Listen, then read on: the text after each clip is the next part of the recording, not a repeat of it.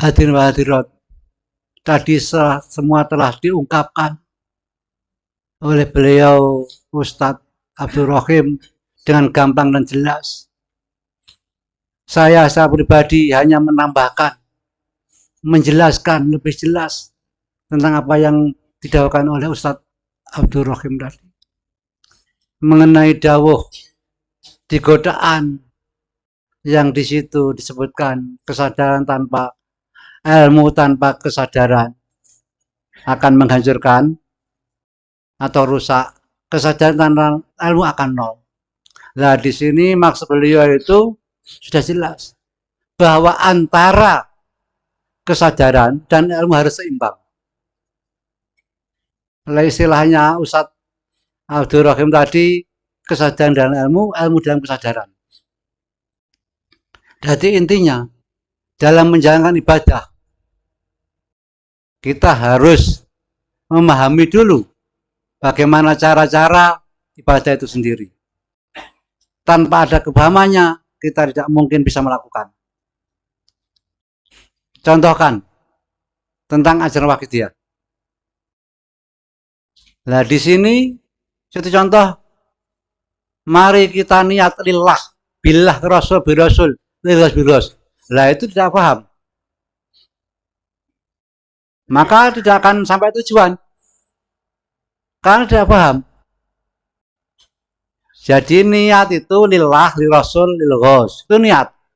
Nah, Mbak juga pernah dawuh. Itu bahasa Jawa insya Allah. Bagi dawuhnya. Lek pengen iso mrati tanpa sotang, miber tanpa siwi, agemane karuhum, sinaonono, fahamono, lakonono, bisa rumosalah bisa. Jujur wujud. Ya, artinya meletek tanpa sotang itu miber tanpa siwi. Artinya itu loncat tanpa kaki. Loncat tidak pakai kaki. Terbang tidak pakai siwi. Itu suatu apa ya istilahnya? Perumpamaan. Artinya gini. Kalau kita ingin ibadah kepada Allah, kalau kita mau belajar dan memahami apa-apa yang telah diciptakan beliau, satu contoh, kita sinauni, kita pahami ilmu Wahidiyah. Kita tidak perlu punya uang dulu, kita tidak perlu punya jabatan, kita tidak perlu kaya. Itu yang dimaksud melatih tanpa sodang. Sedangkan miber tanpa siwi itu maksudnya kita tidak harus hafal Al-Quran, kita tidak harus hafal kitab, yang jelas kita mempelajari ilmu yang diingin bahaya, insya Allah itu kita bisa. Bahaya juga pernah dawuh. Beliau mendawuhkan, bahkan beliau mempunyai program. Apa itu programnya? Menciptakan wali-wali yang intelek dan intelek yang wali. Artinya hampir sama seperti apa yang didawuhkan Ustadz Abdul Rohim tadi. Tetapi berbeda kata-kata. Insya Allah sama intinya. Di sini intelek yang wali itu maksudnya seseorang yang berjuang, seseorang yang menunjukkan kebaikan dengan ilmu-ilmu yang dipahaminya. Itu secara umum. Lah, sedangkan secara khusus wali yang intelek hampir sama, tujuannya sama.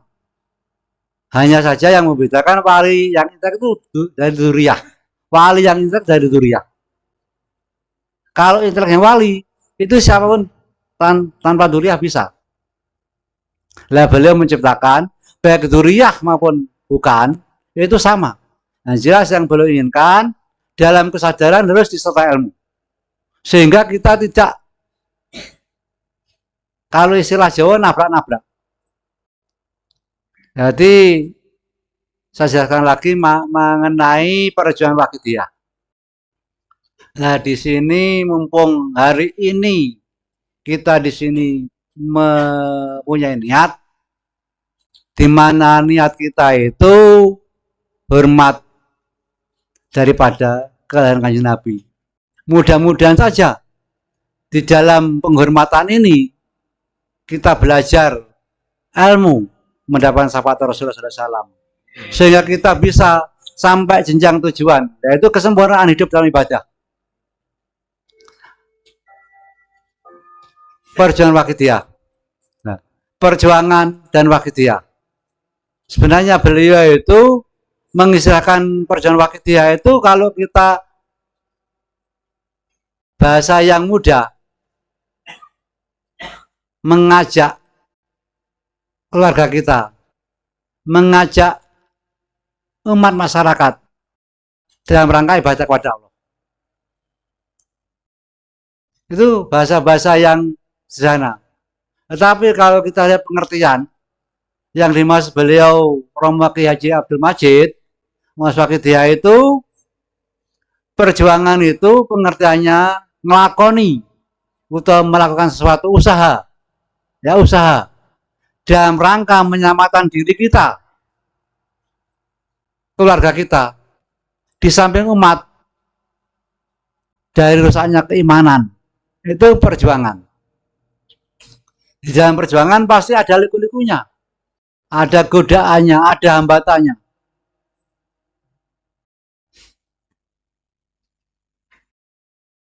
Waqidiyah. Waqidiyah itu kita harus pahami. Apa itu Waqidiyah? Waqidiyah itu dari bahasa Arab wahid, yang artinya satu. Wahid artinya pun setunggal. Lajeng ditambah ya tak marbutoh. Dados Waqidiyah. Ing artosipun golongan tiyang ingkang nyuji ka Allah Subhanahu wa taala. Atau golongan orang yang bertauhid kepada Allah Subhanahu wa taala. Lajeng perjuangan lan Waqidiyah digandeng. Perjuangan Waqidiyah artine usaha nyelapne awake dhewe, keluargane awake dhewe di samping umat saka rusake keimanan, didadekne golongane wong kang nyuji Allah.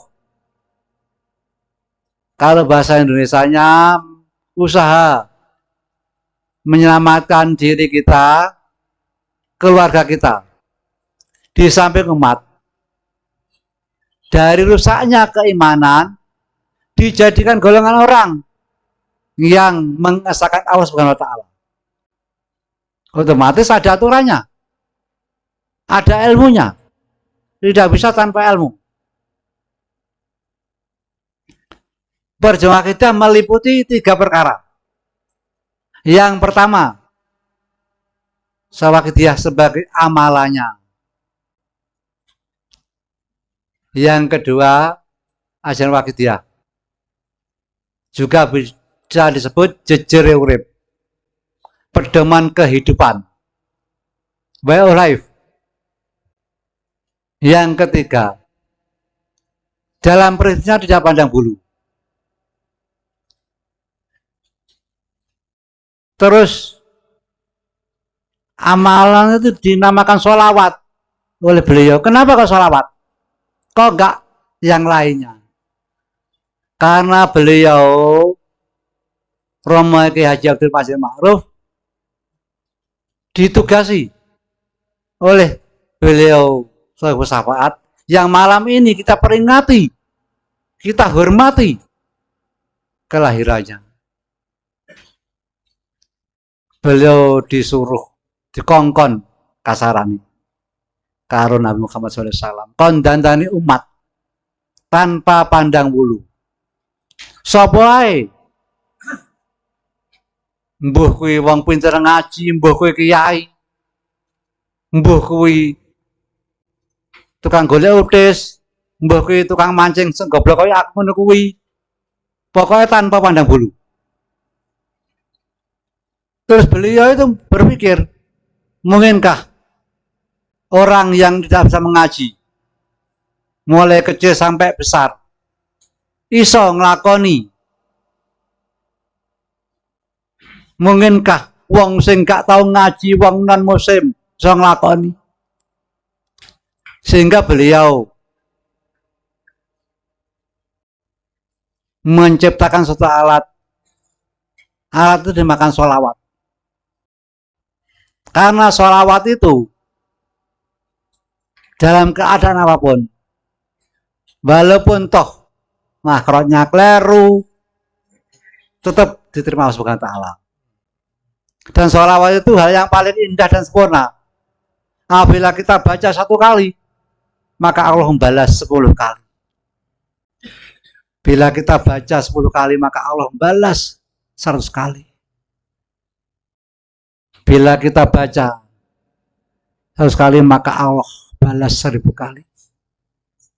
Bila kita baca 1000 kali, maka Allah membebaskan diri kita dari kemunafikan hidup di dunia ini. Dicatat di antara kedua mata kita. Tengriki, tenggene di antara mripate awake dhewe iki dibebas saka rasa munafik. Saking bijaksana bahayai, saking welase bahayai kepada kita, sehingga kita dijadikan pengamal sholawat. Sholawat itu berasal dari sholatan soli, yang artinya doa. Kemudian dijamakkan menjadi sholawat, yang artinya beberapa doa. Nggih. Terus sholawat niku sang sholatan soli. Terus dijamakne dadi sholawat, sing artinya pirang-pirang donga. Lah teng mriki sholawat niku jumlahe niku kathah. Wonten 4.000 sholawat. Dateng kitab Sa'adatun dijelaskan wonten 4.000 sholawat. Nah, yang kula boten bakas jumlah. Bakal kula sing teng mriki sing kula bakas sanes jumlahe. Sing kula bakas teng mriki mengke lek kula bakas jumlahe niku terlalu kathah, waktune telas. Dateng mriki kula badhe bakas sholawat itu ada berapa macamnya. Nah di sini sholawat macamnya ada 2. Ya. Maaf. Sholawat macamnya ada 3. Ada 3. Sholawat macamnya wonten 3. Yang pertama, sholawat Allah dumateng Nabi. Nggih. Nomor kalih sholawat malaikat. Nomor 3 sholawat kita manungsa lan jin ingkang beriman. Dados sholawat Allah dumateng Nabi niku mbayahi niku memberi pengertian insya Allah mboten klaru. Sholawat Allah dumateng Nabi, pemberian rahmat takdim dari Allah kepada Nabi, yang artinya pemberian kemuliaan dan kasih sayang bagi Nabi dari Allah Subhanahu wa Ta'ala. Itu sholawat. Itu bahaya itu mengartikan seperti itu. Itu saya melakukannya berdasarkan petunjuk Bayai. Di dalam bukunya itu insya Allah itu joklak tahun berapa saya lupa, yang jelas sholawat di situ macamnya ada 3 tadi. Terus sholawat Allah kepada manusia dan jin yang beriman. Artinya pemberian kasih sayang atau maghfirah. Nah, di sini yang kedua itu Allah pinaringan dumateng manungsa lan jin kasih sayang utawi rahmat lan ampunan utawi maghfirah. Artinya sholawat Allah kepada manusia lan jin pemberian rahmat dan maghfirah kepada manusia dan jin yang mau membacakan sholawat itu Rasulullah SAW. Sedangkan yang kedua sholawat malaikat kepada Nabi. Di sini sing kula waca dhateng joklak niku niki bae mendhawuhkan permohonan rahmat takdim. Artosipun permohonan kemuliaan dan kasih sayang bagi Nabi dari Allah Subhanahu wa Ta'ala. yang mohon para malaikat. Yang ketiga, sholat yang kedua itu dibagi, sholat malaikat dibagi dua juga. Yang kedua, yang pertama itu sholat malaikat, yang pertama permohonan kemuliaan dan kasih sayang itu yang pertama. Sedangkan sholat malaikat yang kedua, permohonan kasih sayang dan ampunan bagi manusia dan jin yang mau membacakan sholat Nabi. Sedangkan yang ketiga, sholat kita sebagai manusia dan yang beriman. Maka itu kemarin saya pernah bicara sama Kiai Saiful, juga di Pasuruan kemarin saya terangkan, saya bicara masalah hukum sholat apa. Di sini masih bertentangan. Ada yang bilang sunat, ada yang bilang anu. Tapi saya sendiri mengatakan hukumnya wajib. Sholawat. Dalam Quran dijelaskan Bismillahirrahmanirrahim. Innallaha wa malaikatahu yusholluna 'alan nabi. Itu sebenarnya Allah sendiri itu memberi berita dan menegaskan, sesungguhnya saya dan para malaikat saya membacakan sholawat Nabi. Apa bacaan sholawat kepada Nabi? Pemberian rahmat ta'zim. Terus apa pembacaan sholawat kepada Nabi? Permohonan rahmat ta'zim. Itu perbedaannya. Sedangkan Allah membacakan sholawat, walaupun di situ sama. Innallaha wa malaikatahu yusholluna 'alan nabi. Sesungguhnya saya dan para malaikat saya membacakan sholawat untuk Nabi. Tapi pengertian berbeda. Bagi Allah itu pemberian rahmat ta'zim. Bagi malaikat permohonan rahmat ta'zim. Terus ayat selanjutnya, wahai orang-orang beriman, bacakan sholawat dan sampaikan salam kepada Nabi yang seindah-indahnya. Itu perintah Allah. Otomatis kalau kita itu dalam Quran ada perintah, berarti wajib. Innallaha wa malaikatahu yusholluna 'alan nabi. Ya ayyuhalladzina amanu shollu 'alaihi wa sallimu taslima. Otomatis kalau kita mengacu kepada Quran itu wajib. Dasar Quran. Dan yang kedua, dasar sholat. Sholat itu kalau tidak ada sholawatnya, usolli tidak sah. Otomatis sholawat itu juga wajib dalam sholat, juga wajib di dalam kehidupan sehari-hari. Wajib dalam sholat, ini usolli itu. Ada soli. Kalau sholat tidak ada solinya, maka tidak akan sah. Sedangkan dasar dalam kehidupan sehari-hari, ya ayyuhalladzina amanu shollu 'alaihi wa sallimu taslima itu.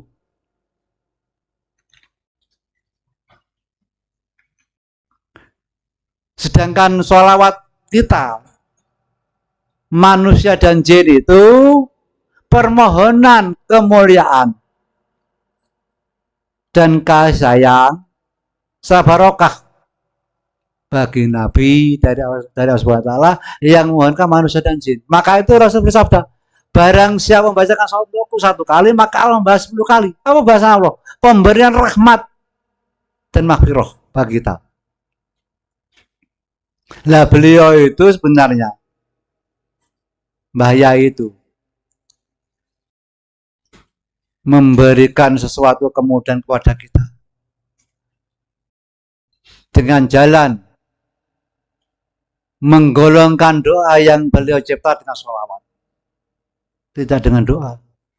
Itu karena kasih sayang beliau pada kita. Kalau sholawat itu siapapun bisa mengamalkan tanpa pandang bulu.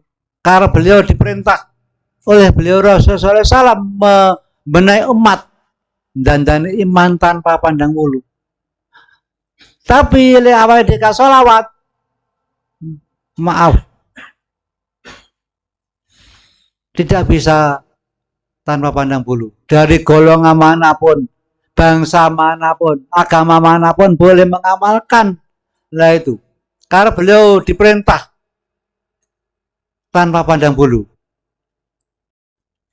Dan saya pernah bertanya kepada beliau pada waktu itu, beliau masih menduga kita, Pak Nyun Sewu, kok teko, ana apa bu?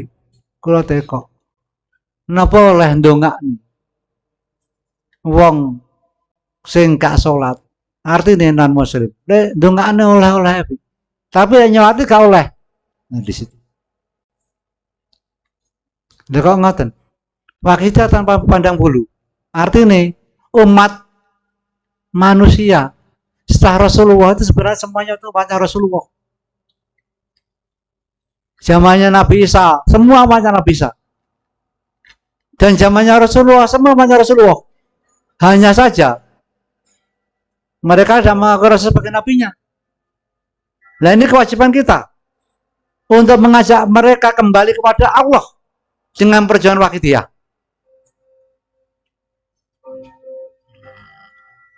Terus sholawat wakidiyah. Sholawat artinya apa? Nah tadi, sholawat berasal dari sholatan soli yang artinya doa. Kemudian dinyamakan menjadi sholawat yang artinya beberapa doa.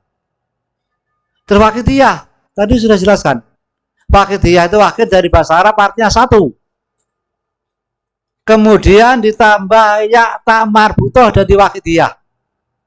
Yang artinya golongan orang yang mentauhidkan Allah Subhanahu wa taala. Terus gabung sholawat dan wakidiyah. Jadikan satu, sholawat wakidiyah yang artinya beberapa doa dari golongan orang yang bertauhid kepada Allah Subhanahu wa taala. Maka itu kalau kita mengamal wakidiyah itu sebagai penjernih hati, membersihkan hati kita. Karena apa? Doa dari golongan orang yang bertauhid kepada Allah Subhanahu wa taala yang berfungsi menjernihkan hati kita. Kalau hati bersih, insya Allah jiwa kita bersih. Kalau jiwa kita bersih, maka alam pikiran kita bersih. Terus kenapa tidak bisa dipisah-pisahkan antara tiga komponen, yaitu ajaran wakidiyah sebagai amalannya, ajaran wakidiyah sebagai pedoman kehidupannya, dan peristiwa tidak pandang bulu. Kenapa tidak bisa dipisah-pisahkan? Karena satu sama lain saling terkait. Kita hanya mengamalkan wakidiyah. Kita bisa, tapi hanya terletak pada hakikatnya saja. Sedangkan ma'rifat keilmuannya tidak bisa. Maka kita juga tidak sampai ke Allah Subhanahu wa taala. Dikarenakan dalam suatu ibadah ada aturannya. Nggih, aturan itu tertuang dalam ilmu. Nah, di sini Mbah Yai itu menciptakan suatu ilmu. Ilmu itu suatu kunci untuk melaksanakan daripada ibadah kepada Allah. Setelah kita mengawas wakidiyah, hati kita bersih, jiwa kita jernih, pikiran kita gamblang lah. Kalau hati kita bersih, jiwa kita jernih, otomatis pikiran kita juga padang. Nah, dalam pemikiran yang padang itu kita belajar dengan ilmu lillah, billah, rasul birasul, lil ghos bil ghos, dan yu'ti itu bisa dengan mudah. Karena apa? Karena kalau hati bersih, jiwa itu ya hati jernih, jiwa itu bersih, otomatis menciptakan sesuatu terang benderang dalam alam pikiran. Kalau alam pikiran terang benderang, terus mengamalkan atau belajar itu dengan mudah. Tidak bisa dipisahkan. Kalau kita hanya belajar saja, lillah, billah, lirasul birasul, lil ghos bil ghos, tanpa adanya mujahadah, maka tangeh lamun kita bisa mengerti artinya, kita bisa memahami maknanya, tetapi dalam melakukan itu tidak bisa. Banyak orang-orang yang paham apa itu lillah, ya, lirasul, lil ghos, birasul bil ghos, bahkan ngelotok itu artinya lillah apa? Ngontok lillah dalam segala gerak-gerik kita niat ibadah kepada Allah, menurut Allah, ngontok lirasul apa? Dalam segala gerak-gerik kita yang baik saja kita niati mengikuti tuntunan Rasulullah, ngontok lil ghos apa? Dalam setiap gerak-gerik kita mengikuti bimbingan Mbah Yai, itu apa? Tapi kenapa kok banyak yang berontak? Tidak lil ghos, tidak mengikuti bimbingan Mbah Yai. Nah, karena dari ketiga-tiganya itu dia makan salah satu atau kedua-duanya, yang satu tidak. Banyak orang yang memahami ajaran Waqidiyah, tetapi tidak melakukan dengan membayai. Karena apa? Karena di antara yang di kehendaki membayai tidak dilakukan. Banyak yang paham, para kiai paham ajaran Waqidiyah, sering dai-dai Waqidiyah, tapi mengajak monggo kita niat lillah, billah, rasul. Apakah mungkin? Sekarang kita bayangkan aja lah. Dalam hati kita punya hutang budi kepada orang. Misalkan kita punya hutang budi kepada yang namanya si A atau si Fulan. Di dalam hutang budi itu kita niat ingsun, hutang budi apa bisa? Kan nggak bisa. Nah disinilah pentingnya ilmu. Maka itu beliau mendawuhkan sinaonono fahamu lakonono. Kita sinau, kita belajar. Kita sinauni, artinya kita belajar. Apa itu lillah?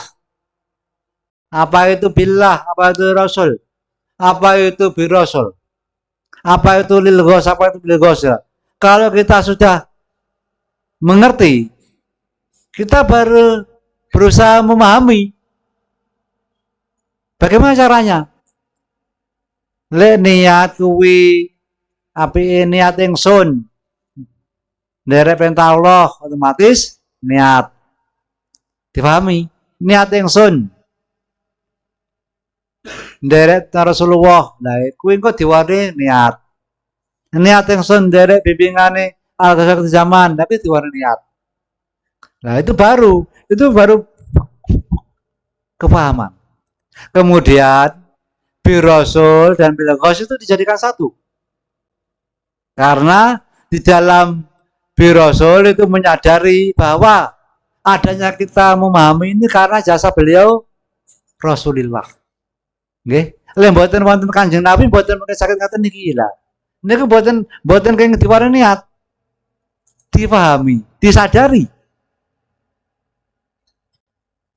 Lha mboten wonten Mbah Yai mboten mungkin saged birasul. Lha mboten Mbah Yai mboten saged mergo ijazah Kanjeng Nabi. Enten nggih mergo Mbah Yai. Lah, niku diwarni akhiripun pengeterapanipun lakonono terus niat ingsun pengajian yang kedunglu menghormat Rasulullah, menghormat lahir Rasulullah, nderek perintah Allah ibadah Allah, nderek sunnah Rasulullah, nderek bimbingane waktu zaman Bahaya Masjid orang Masjid. Aku iso nek kedunglu niat ibadah Allah, niat nderek sunnah Rasulullah, niat dari bimbingan bahaya mergo jajakan saya udah bahaya. Itulah. Itu baru kita lakukan. Lelakon. Itu belum sempurna. Itu masih ma'rifat. Ma'rifat itu apa sebenarnya? Tahu. Memahami kehidupan. Siapa diri kita? Siapa diri beliau Rasulullah? Siapa diri beliau Bahayai? Siapa adanya Allah Rabbul Alamin? Itu ma'rifat. Kemudian apa kewajiban kita kepada Allah? Apa kewajiban kita kepada Rasulullah? Apa kewajiban kita kepada Mbah Yai? Nah, kewajiban kita kepada Rasulullah itu li rasul bi rasul. Kewajiban kita kepada Mbah Yai lil ghos bil ghos. Kewajiban kita kepada Allah lillah. Di situ. Kemudian itu masih ma'rifat. Nah, Mbah Yai itu menciptakan ma'rifat yang billah. Kemudian setelah tahu itu, paham itu, kita bilahkan. Adanya saya paham seperti ini karena yang menciptakan, menggerakkan, mengendaki Allah.